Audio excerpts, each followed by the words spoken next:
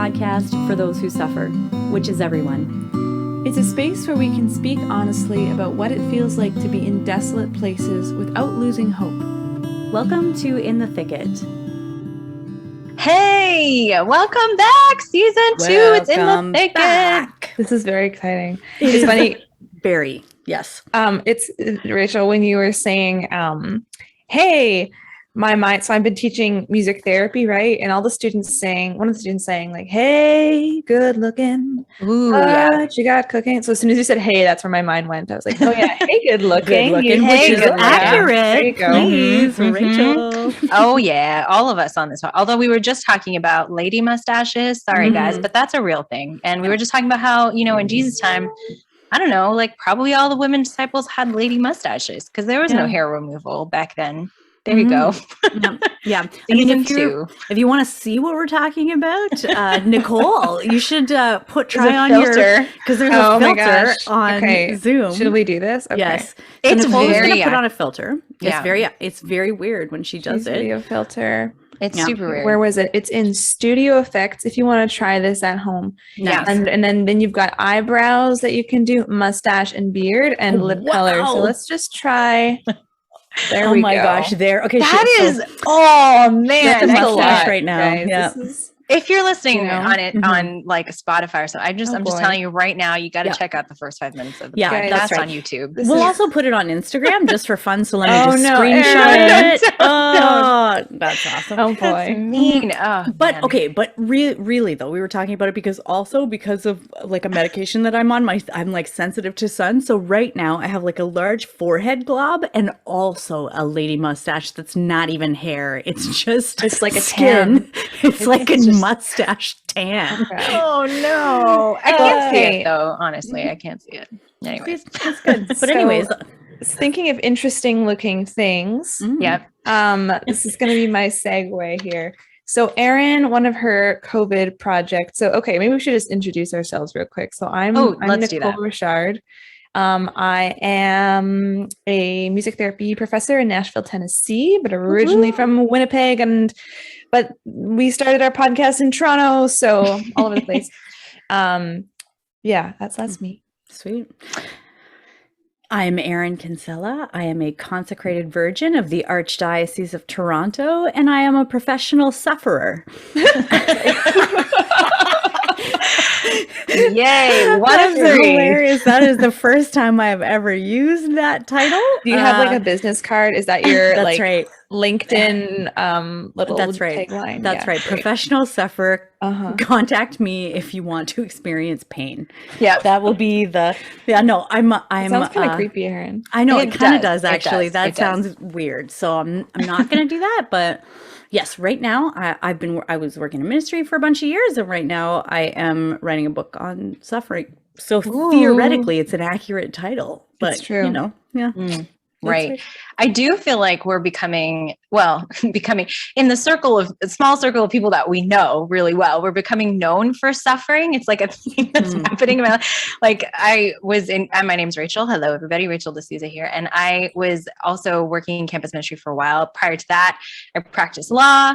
And I guess that's the most interesting. and that's it. That's what I got. But anyways, so when I was in campus ministry, I had the privilege of working with some amazing students who I still keep in touch with, have relationships with. And I feel like people there have podcasts and they've invited me on and I've become like the suffering person. Like people are That's like, right. hey, come on our podcast and talk about suffering, which I love.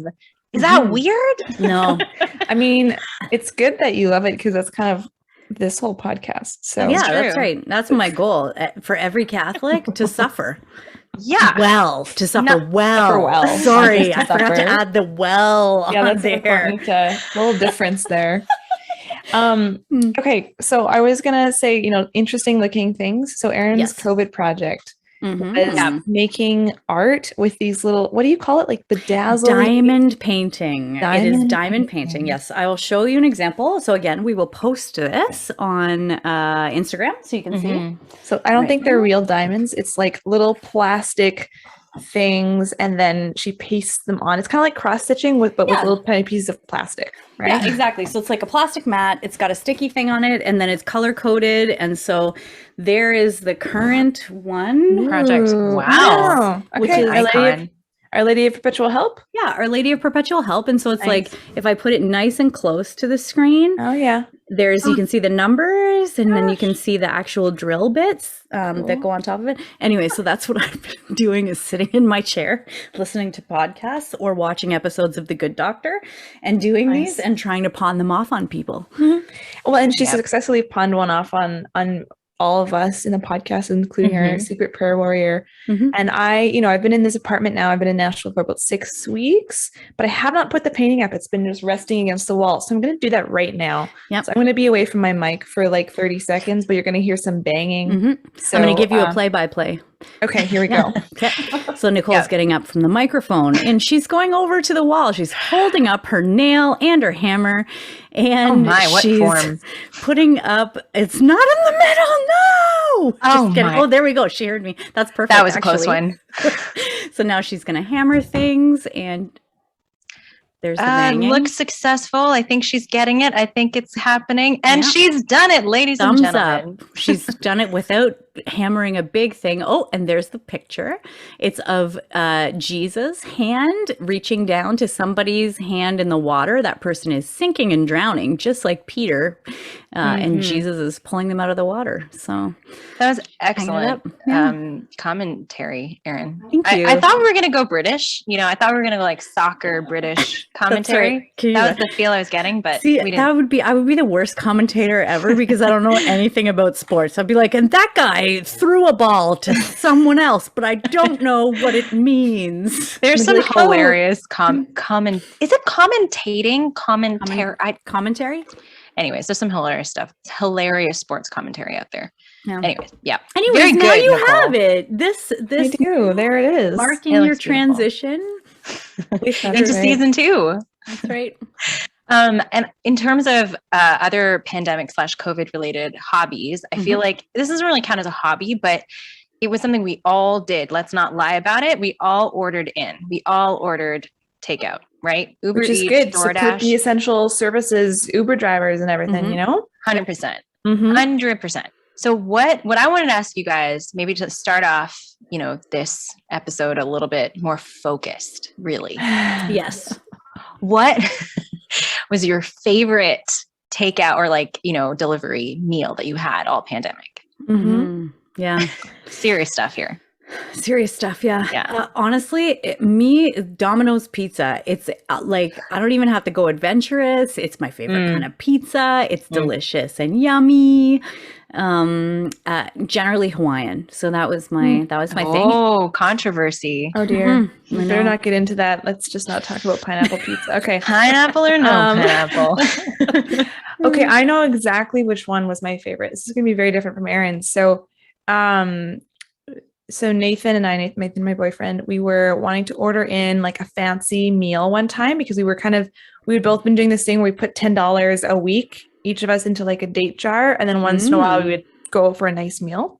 And so I wanted to go for a nice meal. So, and everything was closed. So there was a restaurant in Toronto called Richmond Station, I think, something like that. And we ordered some food from them, and it was just like really good. It was absolutely incredible food.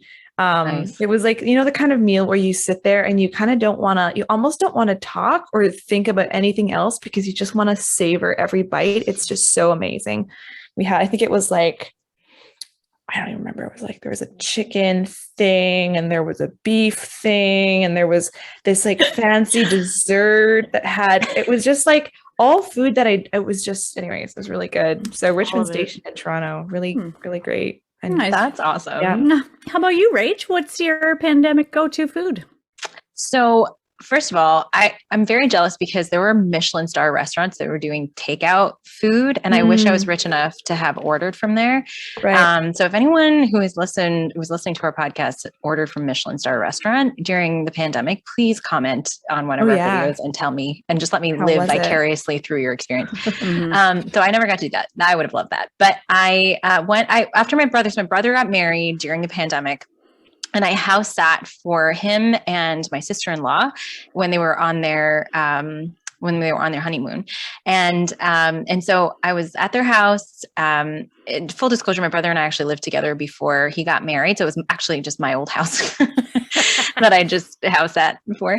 And it was super fun because it's kind of like a mini retreat. Like I was there on my own and, I had a night where I just kind of binge watched murder mysteries and I ordered a bunch of takeout. I think I ordered some Chinese food, some pizza, and then I just sat around with like a smorgasbord of food and just ate whatever I wanted on my own. I didn't post it on Instagram or anything, but it was like my own mukbang. It was like, I just did it for my own soul. That's and great. It was the best. So yeah, I love Chinese takeout. So I don't remember where I got it from, but it was delicious. Nice. It's good. That's awesome. That's sweet. That reminds me of my God wink for this time. I got a good God wink that has to do with smorgasbord. Oh, I like that. Good word. Tension, suspense. Yeah. Curiosity has been That's piqued. right.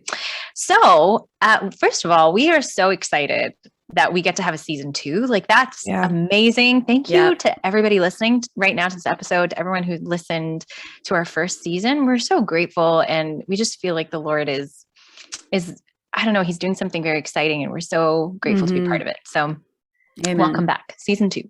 We're starting with a talk about transitions. That's what we're here to talk about today, because given the pandemic, we're all in this kind of mode of moving into a new reality. I mean, we kind of have you hear it everywhere because we can't really go back. So we're going forward into something completely new. And we thought we would kind of address that experience head on by talking about all kinds of transitions that happen in our lives and the challenge and the suffering that kind of can come from that. So I wanted to start just kind of thinking about what are the kinds of transitions we go through, because there can be good transitions, good change, and hard change, like objectively hard change. But both of those can bring challenges. So I wanted to ask you guys, like, what's an example of something good that's happened, a transition, and something more difficult, but what have been the challenges and the blessings, I guess, in both of those experiences for you? Yeah. Just like speaking to that, just first of all, the concept that, there can be kind of good changes and then bad changes, but both of those changes are going to cause some sort of stress. I remember the first time that hit me was some sort of like, I think, mental health questionnaire that I had to do for a doctor's appointment or something. And like the questions on there were like, have you started a new job in the past 6 months? Have you started a new degree? And like, or have you purchased a house? And I was reading these things and I was like, oh yeah, these are all good things. And they can also correlate to experiences of more stress and like distress because of the transition, right? Just so, I remember that struck me. Anyways, maybe if all of you listening, you're like, yeah, of course. But like, I guess it was like a new concept for me because it feels like almost sometimes like if there's a moment that's good, like it should be good. We should be celebrating. We should be whatever, should. But then it's not okay to say that there's actually something really difficult in that, even if it's a good thing, even if you win like $1 million, like there's stress that even would come with that, right? Yeah, totally. So you're going, as if you know. Have you? I have not won $1 million as to my knowledge. But actually, it's so funny because today we're recording this, in September, and actually, today is September 11th, which is kind of a whole thing on its own. And so, but also coinciding with that huge thing was the women's finals in the US Open, which I just watched. Did you? I did. It was amazing. We had a Canadian, Layla Fernandez. Oh, she was awesome. So was the Brit, Emma Raducanu. It was such a good match. Also Canadian born, hey? Yeah, that's true. Toronto, that's right. Anyways, I loved every second. It was just such an exciting match to watch. But the crazy thing is the winner of the US Open wins like, I think $2.5 million or something like that. And so talking about good changes, like it's such an amazing thing to win a Grand Slam title, especially your first one. But after that, nothing's the same. Like it's going to change. Yeah. Right. And there's lots of stress that comes with that. Like, I mean, I hopefully she has good people around her, and it sounds like she does. We're going to who protect her. Right. Emma Raducanu won. Okay. That's not a spoiler alert because this is coming out on Monday, so you should have already seen that in the headlines. That's right. But yeah, no, I mean, but it was even Layla played fantastic for a lot of it. I think she just ran out of gas a little bit, to be honest, to get into the sports of things. But anyways, I like, hopefully she has good people around her to help her navigate that, because that's a fantastic, beautiful thing, but it's going to bring about a lot of stress and a lot of new things. So life will change. Yeah. Yeah, for sure. I mean, I think that I can, like, if I'm thinking about my own experience and looking at even things that have been good change, that have been hard, I'm thinking especially about even healing. Like, it's like, that sounds like such a general thing, but for me right now, this last year, there's been this word of like deconstructing or recalibration or things like that the Lord is doing. And I know that it's good. Like, objectively, I know that whenever God wants to do something in my life or in my heart, it is good, because it can't be anything but. But then it's also like, I'm finding it really challenging in the sense that these things that I used to know for sure about myself, or like these things that I used to know for sure about who God is, it's like they're like changing. And so it feels like, even though it's good and I know objectively that it's good, it doesn't feel good. Like, there's this space of like feeling like I'm walking out onto thin air a little bit, and being like, okay, but it feels like almost like I'm going back to the beginning, like the devil, and is like, he's like, his thing is like, is God really good? Is God really good? And I feel like that's kind of where I am right now, is like, I know things, but then I'm like, but is God really good? Is God really good? Is he really good? Like, even for good things, I find it really hard sometimes to accept good things for myself, because there's a part of me that always questions that, like, when is the rug going to be pulled out from underneath me? Or like I find it really hard to kind of accept good things and just to like find joy in them. Because of that. Yeah. That makes sense, Erin. And I think it's like, it's interesting because you're talking about like this deconstruction, this work that the Lord is doing in you as a good thing. And to me, that sounds absolutely terrifying. So that's great. But the fact that you can recognize it as a good thing, but a hard thing, I think is really beautiful. True story. Yeah. I think for myself, like, just a really practical good thing is, I just moved, I just got a job, my first kind of job of starting out in this new career of being a university professor, which is wonderful. And I'm so happy to be starting it. But I will say that the time leading up to the change, particularly, was very difficult and very stressful. Just knowing that my whole life was about to change and moving countries, and knowing that I'm still going to have to be working on my PhD at the same time as starting a new job, and wondering about community and all of these things. In kind of the months leading up to it, to the move, I was, and these ladies know, like, I was once in a while, I would just get literally sick to my stomach, and like, I had a couple of days where I just like threw up and was in bed all day purely from stress. Like, I went to the doctor and everything, and it was just like, he was like, yeah, this happens, like.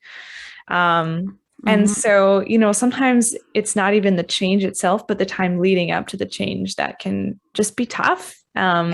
For me, and once I moved, like, once I was here, everything felt great. Like, it was like this release and relief, and I've been feeling, there's been ups and downs, certainly, and adjustments and all of that, but that stress is gone, that main stress is gone. So sometimes, like, even a good change, it's just stressful, right? Because it's change. Yeah. There's new things, and that anticipation can be hard. Yeah. I think sorry, Erin, were you going to say something? Oh, no, I was going to say, what about for you, Rachel? I think for me, it's like good change. Sometimes I get frustrated with myself in how I process things and how long it takes me to process things, because so this is maybe a neutral change for me. When my brother got married, I mentioned, I lived with him, and we had a house together in Hamilton. And I moved back with my parents after. And I've lived with my parents as an adult for years before when I was practicing law and different things like that. And I have a great relationship with my family. So there was nothing sort of bad for me. And that might be hard for other people. It really wasn't hard for me. But the adjustment of just living in a different place, even though it's my home, like it takes me a long time. And that's my track record for basically any big change. I lose productivity. I lose my bearings. I'm not even a routine person. Like people who know me know that I literally don't have a daily routine. I'm not that kind of person. And yet when I move or something big happens in my life, it takes me a long time before I feel interior stability. Sorry. Yeah, that was just I don't know if you guys heard that or showed up in the mic. Sound effect. Yeah. Ability. Like honestly, it takes me a long time to feel emotionally and mentally stable when things shift in a big way. And it took me this year actually to realize that about myself. Because I think in the past, I didn't even really know that. And I would just kind of boldly go forward and think I should be productive the way that I was before or like other people. And so there's a lot of comparison that I would do with either my earlier self or someone else and be like, well, why am I not there yet? Or why can't I do that?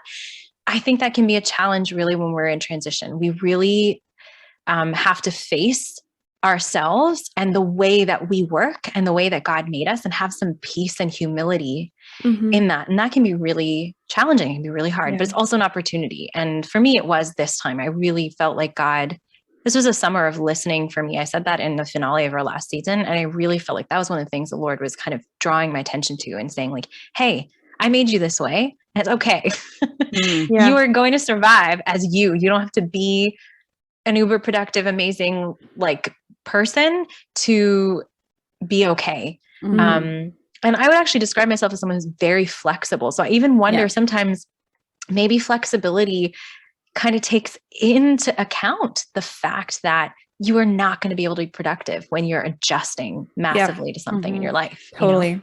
It's also true that like the comparison is the thief of joy, right? Like that's what keeps coming up because even if you have the exact same kind of transition that somebody else has, the way that we adjust to it is not uniform. Like it's not the same. It shouldn't be the same actually. And there's like some stepping stones. Like if you're looking at grief, for example, like that, like, there's some like steps of grief or things that might be common, but everybody's experience is totally different. And I don't know if you found that in the stuff that you were going through, Rachel or Nicole, but I find that a lot. I kind of tend to compare myself to other people in that of like, I should be more resilient than I am in this. Or sometimes it's even like, look at me, how resilient I am compared to these other yahoos. Like I call people yahoos often. So, but no, I think that's really key. What both of you are kind of touching on is that, like in order to process all of the stuff that happens in a transition, first, it's just acknowledging that whatever I'm going through in this transition, even though this new thing, as we're talking about right now, is a good thing, whatever I experience or however that throws me off, like just to accept that, like that's just the reality. And like, that's it. And somebody, I think it was like in one of my counseling classes in undergrad, she talked about how, as soon as we say, I should feel this, or should this, it's like, it's just not helpful. And she would say to her clients, like, stop shitting all over everything, I love that. I'm going to make myself a sign that says that. Yeah. And, that's quotable. Isn't that great? I use it all the time. And I think acceptance is key. Another thing, for myself and like, I'm thinking about, you're both talking about, okay, what's been helpful. And in my, after you've gone through the transition and you're adjusting, like just accepting whatever that adjustment period is good. But for me, it was more about the anticipation that was troubling for me and the worry of what it would be. And I think that the thing that was helpful was, and I was talking to somebody about when I was stressed, I was talking to my boyfriend, Nathan, he was saying, you're kind of anticipating the worst case scenario that you're going to be up to your ears in work and totally burnt out and all of these things, but like, maybe it's going to be wonderful. Like, have you left that option open that like, maybe it's going to be really great? And it was just such a new way of thinking for me of, like just leaving the possibility open that it could that curiosity. I wonder if it's actually going to be better than I think. And that was extremely helpful. Because it doesn't, I couldn't honestly, sometimes I couldn't get myself out of that worry mode, or out of I couldn't force myself to just think, no, it's going to be great. I know it's going to be good, because I'd be like, no, but it's also, it's possible that it's going to be so stressful, but I'm like, but it could be also possible. I have to leave room open for the other possibility that it could be wonderful. Yeah. And then it has been wonderful. There's been moments of stress, but overall it has been wonderful. So yeah, I don't know if that's helpful for anyone, but that's, just leaving open those possibilities is good, Honestly, I think that is such a call from God, for us to believe that in the possibility of good things in our future. It's crazy how, I mean, the Jeremiah quote, the famous I know one well the plan I have for you, plans for your welfare and not for woe, plans for a future full of hope. Jeremiah 29:11. Yeah. Coming for you, Bible geek. That's right. Rival. Whoever said Catholics don't know their Bible, never met Aaron. They probably talked to me. I know 3 verses and you just happened to hit on one. Okay.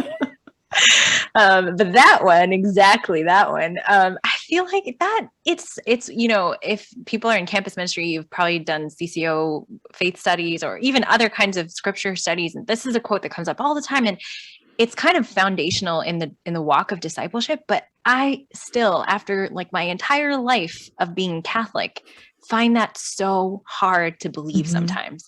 Genuinely, I don't believe it. So I think it is a challenge from the Lord for us when we're going through transition, good or bad, to hold on to that in a real way, have that childlike faith in Him,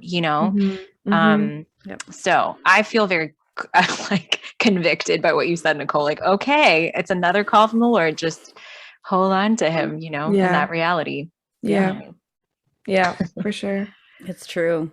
It's so funny, even because we're basically all walking pathologies, there's whatever the issue is that we struggle with, because everybody has it. It kind of shows up in different ways, or there's different, whether it's catastrophizing about things, or not allowing yourself to feel good, or whatever it is. Every single one of us has something, about how we process change, about how we view life, and all of those kind of things. And it can be kind of just helpful to be all right, I'm a walking pathology. That's all right, because I can't, I'm not perfect. And it's it allows the Lord to come in there, even just recognizing how just screwed up I am is okay, reaffirms well, the Lord I need. I was sharing with someone that I read the daily readings today. So for Saturday, September 11th, if you want to look back on that. And I think the gospel was, the parable where Jesus is build your house on the rock. Don't build your house in the sand. So if you're the one who listens to me and acts on what I say is the one who builds their house on the rock. So I was reading that and I was okay, I want to be the one who builds my house on the rocks. I want to always, act and do what Jesus says and be perfect in that and all that stuff, And I was praying for the grace to do that. And then I went back and reread the reading, which is St. Paul, who's Christ came for sinners, of whom I am foremost, and just it's such a different attitude to be. I mean, of course we have, desiring and striving for holiness is a good thing, but also recognizing that we are sinners and we are you say that walking pathology, and to embrace that, because that's the person who Jesus loves. It's the sinner in me who Jesus loves. And without expectation, and that's who He's saving. That's who He's saving. If I don't know that's who He's saving, then He can't save me. Yeah. Right. Instead of having illusions of whatever, There's I guess, since we started off talking about tennis because the US Open, one of my favorite is Rafael Nadal. I mean, a lot of people love him. But the reason I love him is actually because of his attitude. He has this or the attitude he displays. I don't know him personally. don't. But yeah, he seems to display this attitude of like an incredible amount of confidence. It's built on an incredible amount of humility. That's anyways what he kind of gives off, because it's this sense of like he works hard for every victory, for every point, but he also like he thinks he can do it, but he also accepts that he has to work really hard to do. He has to do all, like, he accepts his own weaknesses, and that allows him to actually build. Because when we accept our weaknesses in humility, we don't kind of beat ourselves up for them. We're just kind of like, yeah, that's the thing I struggle with. Okay, now what? Like, where do I go from here, Lord? And in the spiritual life, that's humility. Like, okay, Lord, these are my strengths. These are my weaknesses. And you made me, and, and I'm fallen, but I want to be better. So help me be better. And it's then that God, gives us those graces and shows us those little things here and there that we can do to help him help us, so. Well, and I think this is really important this is important to think about and recognize in general, but particularly during transitions, because I think when we're in routine, we can kind of find ways to live our lives that maximize our strong points and minimize all the stuff that where we're weak. But when we're in transition, everything kind of gets shaken up, and all of the worst stuff tends to come out, and we're like, what? This is not who I am. But it's like, actually, here it is. Like, this is, we get shown up, and that's where I think can be that opportunity for humility and recognizing, oh yeah, okay, I am, I am a sinner, and that's who God loves, and just accepting that and continuing to move forward in whatever it is that God's called us to, right? Yeah, and with gentleness, I'm discovering more and more, because I tend not to be very gentle with myself. But it's like, has the Lord ever not treated me with gentleness? Yeah. He has never once treated me with anything but gentleness, even in his rebukes, even in his, even in times where he was like bringing some kind of correction or whatever, like it was always gentle, and tender, and like, and compassionate. So like, it's reasonable then for us to be that with ourselves if the Lord is that with us, because his love is perfect. Totally. Yeah. I want to talk a little bit about the more challenging or maybe, circumstantially challenging transitions in our lives. But I also want to say at the end of the podcast, we're going to share a few things that actually I was given in my pastoral care class that are just helpful for good and bad transitions. So stay tuned for that, as well as Erin's. That's right. My God wink. I do at the end of the episode want to link back those steps, not just to the hard stuff, but also to the good stuff, because of the challenges that can come with good transitions. But yeah, I think it's especially when it's a circumstantially challenging transition that we can start to question that confidence in the Lord, and we can start to struggle even more with those weak points in ourselves, So yeah, what's your experiences of those, Erin? Maybe we'll start with you, like, sure, a bit more challenging one. Yeah, I mean, if you've listened to the podcast before, you probably heard me talk a little bit about what's happening with me in the last couple of years. But the short version is I have fibromyalgia. It's gotten worse in the last few years, enough to the point where I needed to take a step away from my job. And I'm on disability right now. I'm not able to work, and I'm figuring out health stuff. So for me, in that, there's been a lot of transition that's basically shifted kind of every facet of my life. But the thing that I'm finding that I wasn't really expecting to find was this kind of theme of grief, of like grieving all of these things. Because even now at the beginning of the year, like in the latter part of August, the beginning of the year, I'm seeing all these posts from, chaplaincies and all of these things about the beginning of the year. This is Frosh Week. I'm like, I remembered like on the day when the students would normally move into our, student campus residence and whatever, like move-in day was always super exciting. So this year, in comparison, it just felt like this like hollow, what is happening? And then the same thing with, like tabling. Yeah. And all of the starts of all of these things and the excitement of the school year for me feels like it's like it's like the noticeable absence of those things and the transition from that is like going from something that was full and brought me so much life to suddenly like missing that thing. And it's not like I don't have joy in my life, because I definitely do. But in this particular area, like it's like a vacuum almost, it's like I can recognize that there is a space in me where this particular joy, this particular mission that the Lord had me in is no longer there. And I'm kind of left like, I don't know what to do with it. Like, I don't know what to do with it,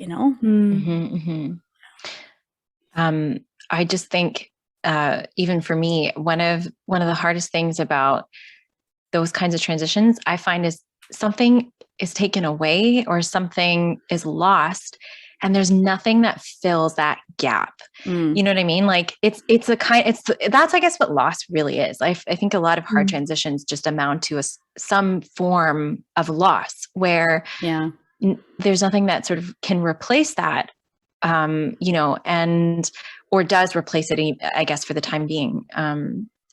So I don't know if that resonates with what you're saying, Erin, but that's what kind of came out to me when you were speaking.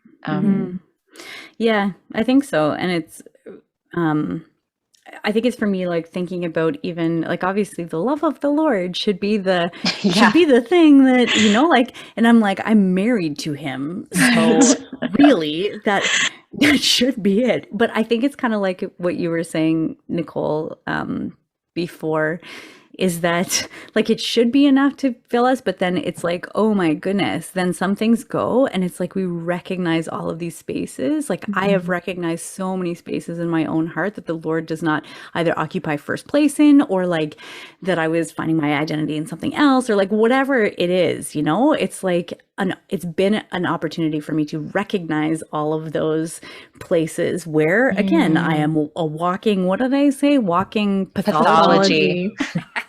Yeah. And I think, when we're talking about these good transitions and bad transitions, I was trying to, in my mind, kind of analyze like, well, what's the difference? And I think, Rachel, you're kind of touching on this, like maybe part of it is that loss.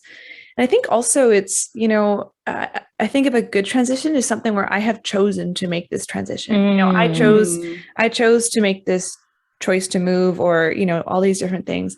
But a bad transition, it's often something that's out of our control. Something has changed and we did not choose that change. Yes. It happened to us. Nicole, you're on fire today, man. You're coming out with all the goldens. The good, like, quotable one-liner. You know what? Honestly, I love it though, because then when I go through to make like promos and stuff, I'm like, snip. Happy to help. All right. But no, because I think of, when we were talking about, sort of before this episode of like, okay, what are good changes? What are bad changes? I can remember a moment in a previous dating relationship where there was a conversation that happened. And because of that conversation, there was a shift in me where I realized, before that conversation, I had been like, I think this, this might be the person I marry. And, kind of thinking a couple of years ahead of like, okay, what might my life look like? And just really having this idea of my life moving in a certain direction, and then having, sort of a couple conversations. And through that, all of a sudden this shift happening where I realized like, it's not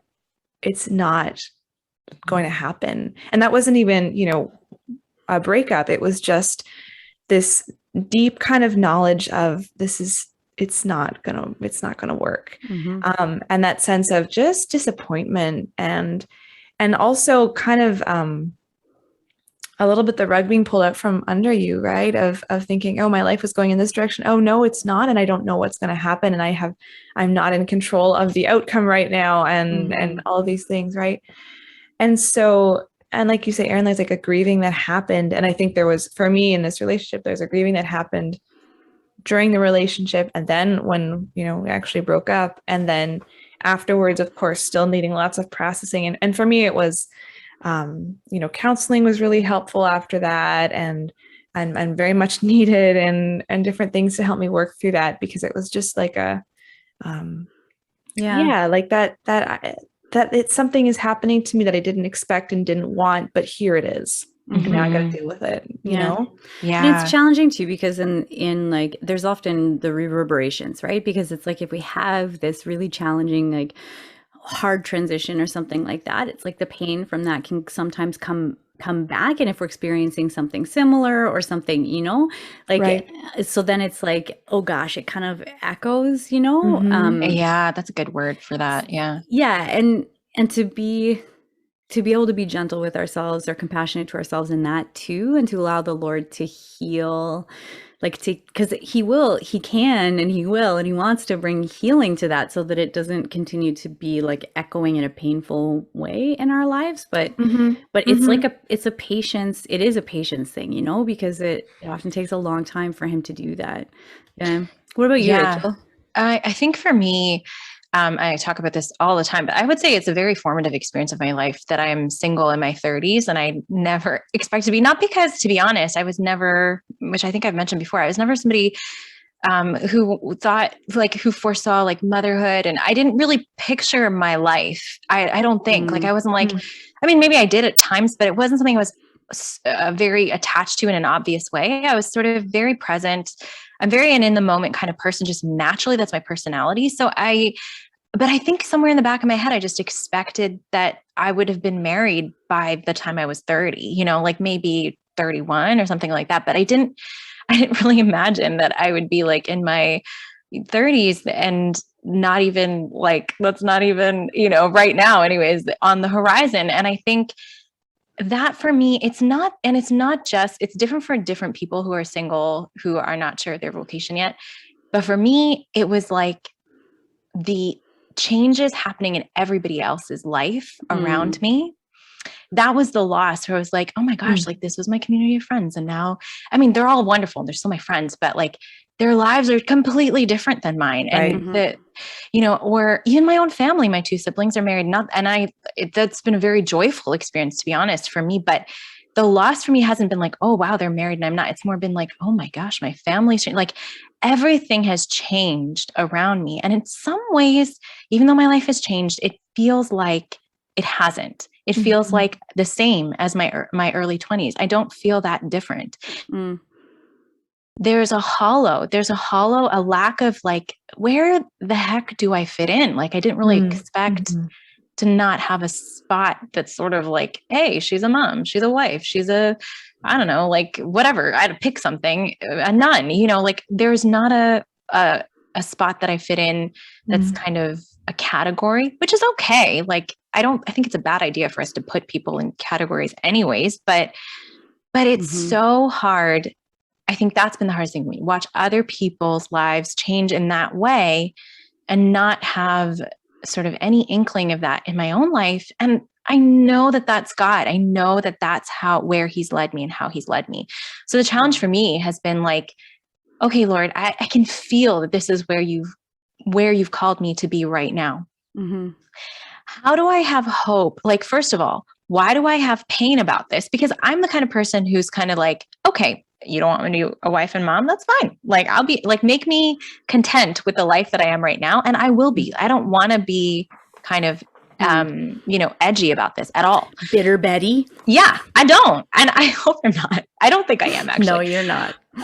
But like, I don't even want to worry about it at all. I'm like fine being, I know how to be single. I know how to live this life well.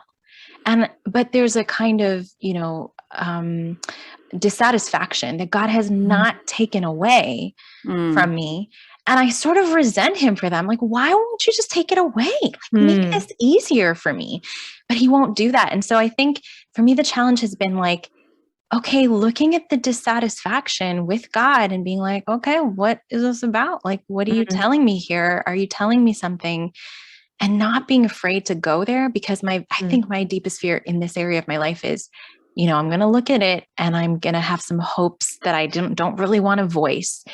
And then God's going to disappoint me. So, it comes back to that, not like afraid to hope, basically. Yeah, It's like the rug. It's like the rug back. Yeah. It's like the I'm rug. afraid like I'm going to do it and then the rug's going to come out and then it's going to come out and it's going to be awful. And it's better just to not hope in the first place than it is to hope and then have the rug pulled. Totes. Yep. Yeah. So we are now accepting applications for Rachel's future husband. Aaron and I will be screening possible candidates. Love it. That's Love right. it. Rachel, you're going to be our giveaway for next season. There will be baskets. Surprise. Bids begin at $1 million. That's right. This is okay. This is going a different direction. But yeah. Unintended. that's right. Unintended. In the thicket, Bachelorette. That's right. Yeah. But you know, Oh my goodness. I think for me though, like in terms of thinking about that as a transition, Mm. it's a transition for me because my life is changing because the pieces around it have been shifting, and there are these gaps, you know, and it's kind of what you said, Aaron, where it's like, okay, Lord, what, like you're calling me to hold these gaps out to you. Mm. What are you doing here? Like, how do I cooperate with what you're doing in me here? And Mhm. for me, one of the things that has been really helpful has been to be like, okay, I have these desires that I'm afraid to voice and all these kinds of things, you know, but there is a deep, deep, deep desire in me that I'm not afraid to voice, that I know the Lord is answering. And that is, I really desire freedom. Like I desire interior freedom, you know, hashtag Father Jack Philippe. If no one's read his stuff, you Amen. should.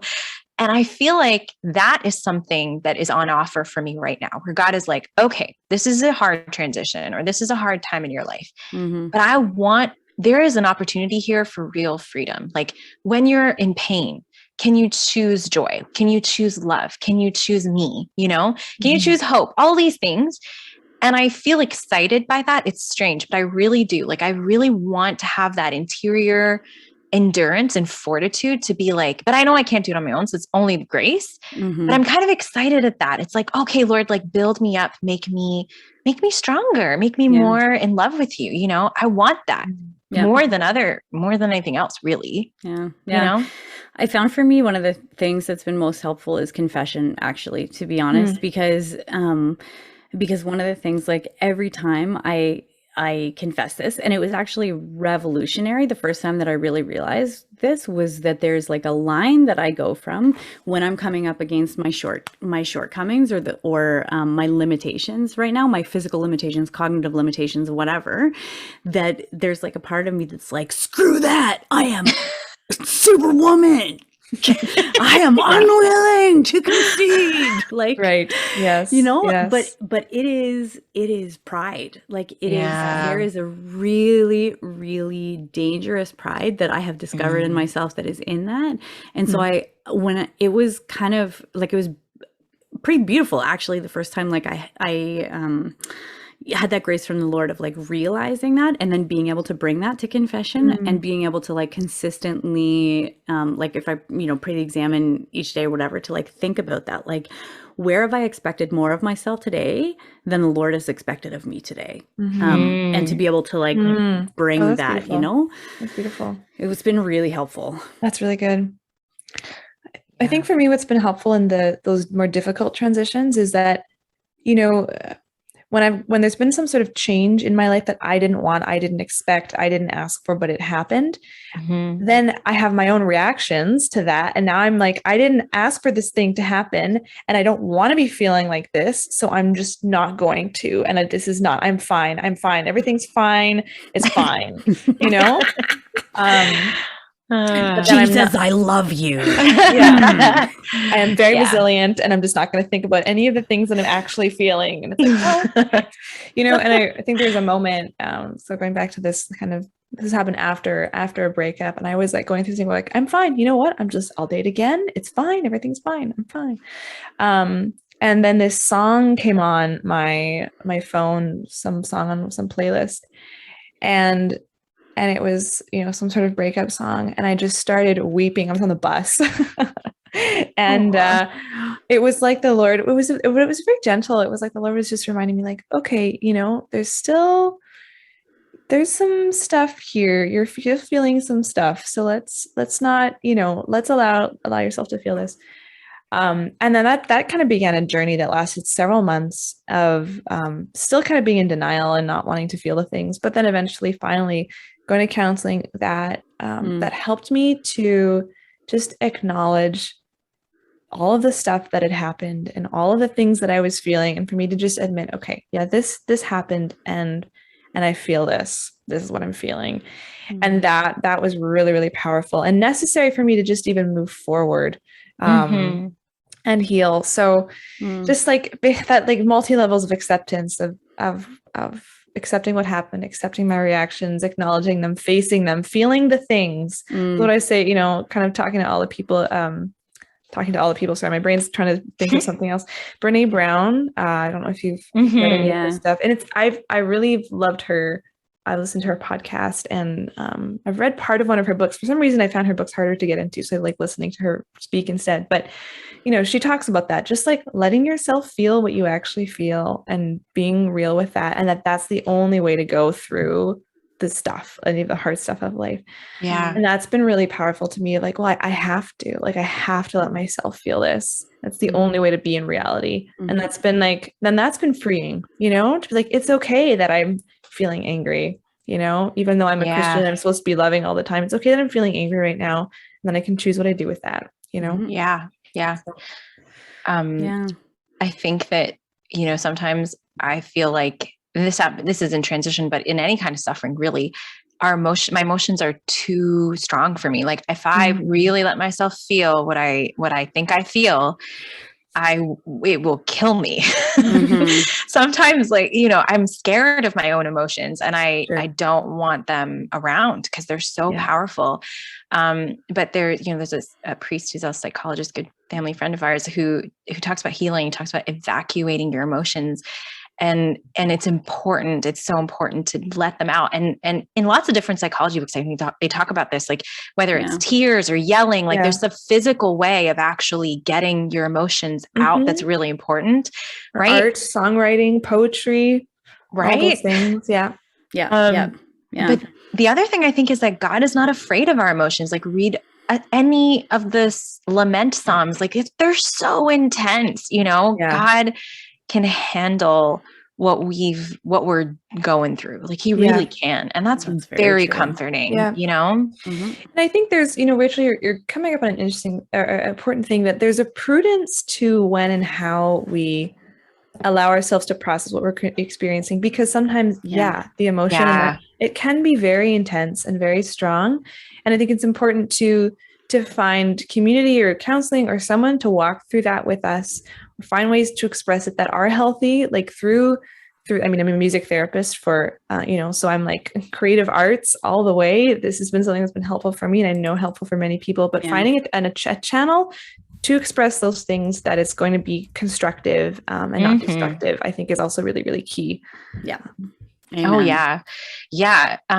You know, and we've just shared a whole bunch of transitions that we're going through or have been through, but I think we're in September in Canada. We're just kind of inching out of the pandemic mode. So like whatever it is that you're out there for months, but we honestly, please God.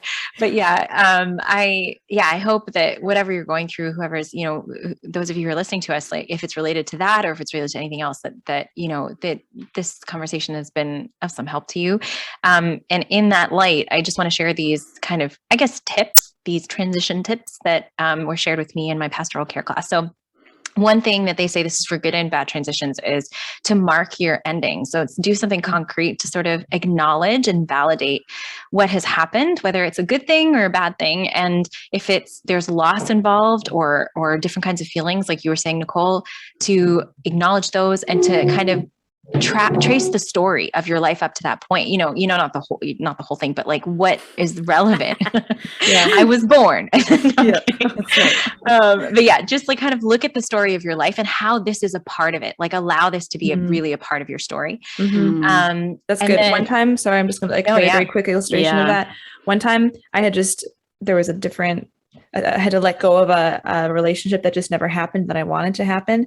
And I went for a walk, and I felt like the Lord was like, pick up this beautiful leaf. And then I was like, this is ridiculous. And then so I picked up the beautiful leaf, and then I felt like the Lord was like, okay, now throw it into the river and let it float away. And I was like, no, I don't want to let go of the beautiful leaf and throw it into. But I did. And it was just like a thing where I could like mark that ending and let go of that. That's awesome. Yeah. Jinx. No, That's there you so go. funny. That is awesome. Yeah, I love that. So it can be that simple. That's great. You know, it's such a good example. And then in that transition zone, like where you're sort of, you've left the previous stage of your life and you're heading into the new stage, kind of like Canada right now, pandemic wise.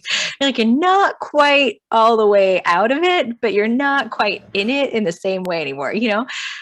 So when you're in that zone, these steps are like, you know, seek encouragement, seek community, obviously pray very actively through that time, and be creative. Actually, this is one of the steps here, and kind of related to what you were saying, Nicole, like use whatever creative energies you have to kind of express the different motions in your heart that you're living and going through in that kind of transition zone, I guess. Does that make sense? Yeah. I don't know if I expressed that well. Okay. And then the last one is kind of when you're entering into the new stage, or when you're looking forward to the new stage, to celebrate that, like celebrate the beginning in a concrete way. You know, don't let it just pass you. And I feel like that's related to gratitude too. Like let yourself be truly grateful for the blessing of the new beginning that's coming. And, you know, and affirm the goodness of God in that. And, you know, and involve other people, your community, your people, your tribe, I guess, whatever the lingo is, you know, involve other people in that celebration, however is appropriate, or if and how it's appropriate. So yeah, that's great. Yeah. I bought, as an example of that, as like a like I pre-planned the way that I was going to celebrate when I was finishing my thesis. I bought a bottle of Masi Campofiore, which is my favorite wine, just for any listeners who'd like to send me alcohol. but I bought it and I was like, when I submit, this is it. Like that will be I'm going to mark it with that, you know, That's and it was great. glorious. That's good. That's good. I like that. Me too. Sweet. Hopefully those are helpful, a few helpful transition tips for you guys, and nothing left but God winks. So Erin, take it away. Okay, so this is a fun one. So for years, I have wanted to do one of the DNA tests where they tell you about like your ancestry and stuff like that. Yeah. So I did one. If anybody's looking for one, it's called CRI Genetics, and I quite liked it. It's a private company also, so they don't have public stakeholders. So I don't feel like they're going to sell my DNA. I'm not sure if people are worried about that, but anyways, apparently that's a thing. So whatever. But so I was like doing this thing, and I'm like, my dad was adopted, but he knows his birth family, but it's like it's like complex as to where things come. And I'm like, I'm pretty sure I got some Irish, I know for sure, and then French I know for sure, but I don't know a whole lot. So I was kind of expecting to get it back and be like, okay, Irish, French, and whatever. Anyways, do you want to know what my number one is? I'm so pumped. What is it? So 37.5% German. Oh, I thought you were gonna be like Indian. I was like, what? Can you imagine? Okay, but Rachel, I have so many buts. Oh my gosh. So 37.5% German, which I don't even know if smorgasbord is a thing. I think it's Swedish. But it just cracked me up. So it was like the Lord, because this is all like a spiritual thing too, right? I'm like, who am I, Lord? And then I get this thing and it's like, you're 37.5% German. That's who you are, which cracks me up because I still remember it. And I'm sorry, I'm going to like lightly swear here, but there were Germans that I used to work with in the lab in Winnipeg. And so they would say, like, if you say like, verdammte Scheiße, it's like, damn shit. So the guy would walk around saying, these damn shit boxes are everywhere. He would sound like, anyways, so that was the thing that immediately came into my head, and I'm like, yes, I can do that.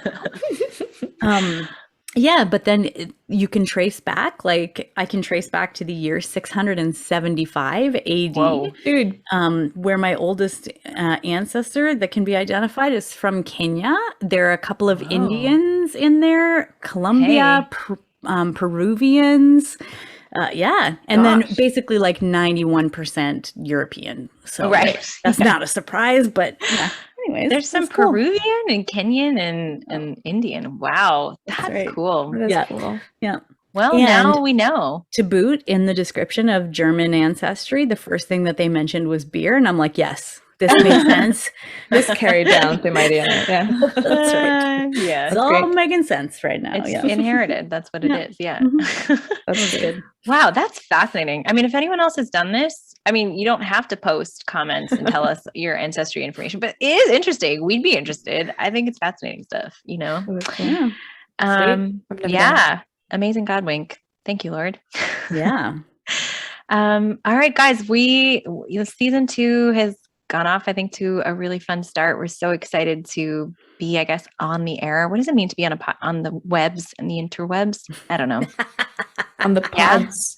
On the pods, on your AirPods. I don't get it. Sounds like we're eating Tide Pods. We're not. Don't do that. Don't do that. No. Yeah, let's not end on that note. We're so happy to be here. We love you guys. Welcome to season 2, and yeah, see you next week. See you next week. Bye. Thank you for joining us for this episode of In the Thicket. If you like what you hear, give us a rating and hit that subscribe button. We have new episodes every Monday with more stories and honest conversations about life when the going gets rough and the hope and humor amidst it all. We'd love for you to join our community on Instagram and Facebook at In the Thicket Podcast. While you're there, let us know how we can pray for you. God bless and see you next week.